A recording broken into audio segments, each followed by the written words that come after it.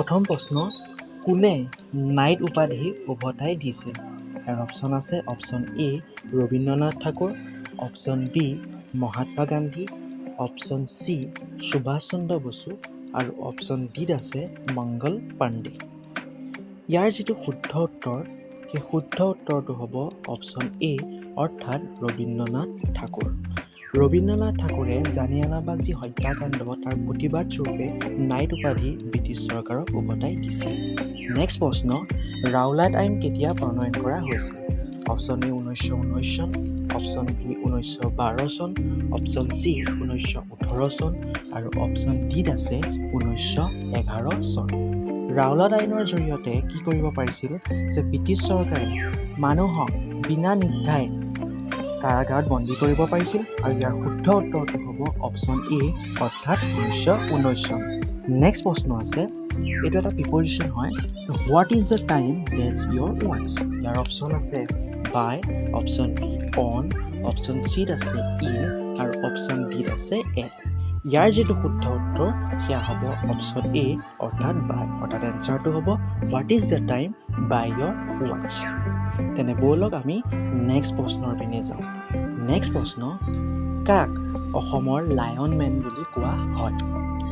ইয়াৰ অপশ্যনসমূহ আছে option A Radha Gobinda Baruah, option B Khagen Mahanta, option C Bhupen Hazarika আৰু অপশ্যন ডিত আছে আনন্দৰাম বৰুৱা। ইয়াৰ যি শুদ্ধ উত্তৰ সেয়া হ'ব অপশ্যন এ অৰ্থাৎ আৰ জি বৰুৱা, অৰ্থাৎ ৰাধা গোবিন্দ বৰুৱা। আই হোপ আপোনালোক সকলোৱে এইবোৰ বুজি পাইছে। তেনে ব'লক আমি নেক্সট প্ৰশ্নৰ পিনে যাওঁ। নেক্সট প্ৰশ্ন, অসমৰ কালচাৰেল চিটি বুলি কাক কোৱা হৈছে? ইয়াৰ অপশ্যনসমূহ আছে option A Jorhat, option B Nagaon, option C Majuli আৰু অপশ্যন ডিত আছে নলবাৰী। ইয়াৰ যি শুদ্ধ উত্তৰ, সেই শুদ্ধ উত্তৰ হ'ব অপশ্যন ই অৰ্থাৎ যোৰহাট। যোৰহাটক অসমৰ কালচাৰেল চিটি বুলি কোৱা হয়। নেক্সট প্ৰশ্ন, স্বাধীনতাৰ পূৰ্বে অসমৰ জিলা কিমান আছিল? ইয়াৰ অপশ্যনসমূহ আছে অপশ্যন এ 13খন, অপশ্যন বি 12খন, অপশ্যন চি 11খন আৰু অপশ্যন ডি আছে 19খন। ইয়াৰ শুদ্ধ উত্তৰটো হ'ব অপশ্যন এ অৰ্থাৎ 13খন। নেক্সট প্ৰশ্ন, কাজিৰঙা ৰাষ্ট্ৰীয় উদ্যানক কেতিয়া টাইগাৰ ৰিজাৰ্ভ ঘোষণা কৰা হৈছিল? ইয়াৰ অপশ্যনসমূহ আছে 1985 চন, 1996 চন, 1986 চন আৰু অপশ্যন ডি আছে 1987 চন। ইয়াৰ যিটো শুদ্ধ উত্তৰ, সেই শুদ্ধ উত্তৰটো হ'ব অপশ্যন এ অৰ্থাৎ 1985 চন। 1985 চনত কাজিৰঙাক ঘোষণা কৰা হৈছিল। তেনে ব'লক আমি নেক্সট প্ৰশ্নৰ পিনে যাওঁ। নেক্সট প্ৰশ্ন, কাক অসমৰ দ্বিতীয় কাশী বুলি কোৱা হয়? ইয়াৰ অপশ্যনসমূহ আছে Surya Pahar, option B Bordowa, option C Jorhat আৰু অপশ্যন ডিত আছে ভালুকপুং। ইয়াৰ যিটো শুদ্ধ উত্তৰ, সেই শুদ্ধ উত্তৰটো হ'ব অপশ্যন এ অৰ্থাৎ সূৰ্য পাহাৰ।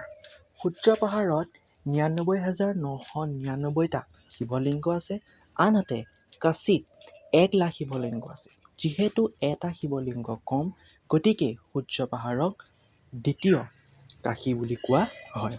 যদি চেনেলটো চাই ভাল পাইছে, চেনেলটো ছাবস্ক্ৰাইব কৰি ল'ব যাতে আমি এনেকুৱা ভিডিঅ'সমূহ আপোনালোকক আগলৈও দি যাব পাৰোঁ। নেক্সট কুৱেশ্যন, কলা মহাদেশ বুলি কাক কোৱা হয়? ইয়াৰ অপশ্যনসমূহ আছে অপশ্যন এ অৰ্থাৎ Asia, option B Africa, option C Europe আৰু অপশ্যন ডিত আছে নৰ্থ আমেৰিকা। ইয়াৰ যি শুদ্ধ উত্তৰ, এই শুদ্ধ উত্তৰটো হ'ব অপশ্যন বি অৰ্থাৎ আফ্ৰিকা। আফ্ৰিকাক কলা মহাদেশ বুলি কোৱা হয়। নেক্সট কুৱেশ্যন, পৃথিৱীৰ আটাইতকৈ ডাঙৰ মৰুভূমিখনৰ নাম কি? ইয়াৰ অপশ্যনসমূহ আছে option A Thar, option B Corbett, option C Antarctic desert আৰু অপশ্যন ডি আছে ছাহাৰা মৰুভূমি। ইয়াৰ যিটো শুদ্ধ উত্তৰ, সেই শুদ্ধ উত্তৰটো হ'ব অপশ্যন চি অৰ্থাৎ এণ্টাৰ্কটিক ডিজাৰ্ট। এই মৰুভূমিখন 1.4 কোটি কিলোমিটাৰলৈ বিস্তাৰিত হৈ আছে আৰু এয়া হৈছে পৃথিৱীৰ আটাইতকৈ ডাঙৰ ডিজাৰ্ট বা মৰুভূমি। যদি চেনেলটো চাই ভাল পালে চেনেলটো ছাবস্ক্ৰাইব কৰি ল'ব। আমি লগ পাম আন এটা ভিডিঅ'। তেতিয়ালৈ আহিছোঁ, নমস্কাৰ।